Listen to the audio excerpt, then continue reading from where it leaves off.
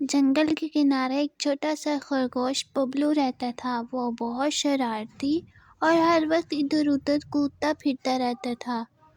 ایک دن اس کی ملاقات ایک پیاری سی بلی سے ہوئی جو ندی کے کنارے پانی پی رہی تھی۔ پہلے تو بلی نے خرگوش کو نظر انداز کیا، پھر لیکن ببلو نے شرارتیں کرتے ہوئے پتے اس کی طرف اچھالے تو وہ ناراض ہو گئی۔ ناراض ہونے کے بجائے مینو ہنس پڑی اور یوں ان دونوں کی دوستی ہو گئی اور ان دونوں نے ایک دوسرے کے ساتھ ہاتھ ملایا اور خوش ہو گئے۔ پھر وہ دونوں مل کر کھیلنے لگے، ایک دوسرے کے پیچھے بھاگتے تو کبھی چھپن چھپائی کھیلتے۔ ایک دن ببلو ندی میں گر گیا۔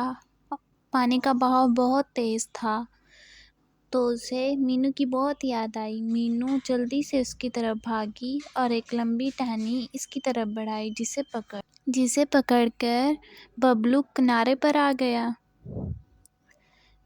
ببلو نے مینو کا شکریہ ادا کیا اور کہا، تم میری سب سے اچھی دوست ہو۔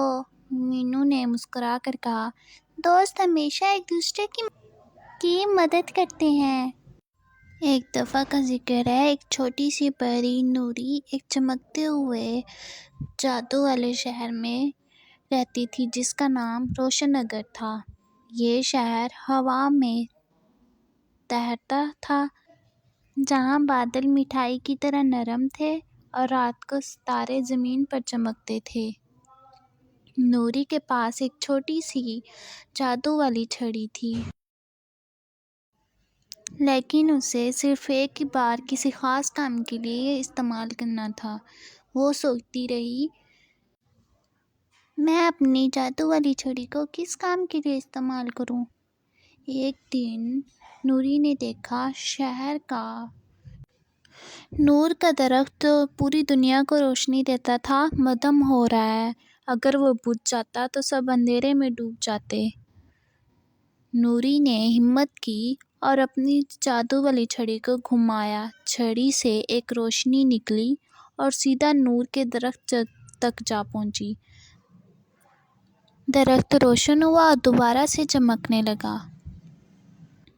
پورا شہر چمک اٹھا اور ساری پریاں اور شہر والے نوری کو روشن پری کہنے لگے۔ اس طرح نوری نے اپنے جادو والی چھڑی کا سب سے بہترین استعمال کیا۔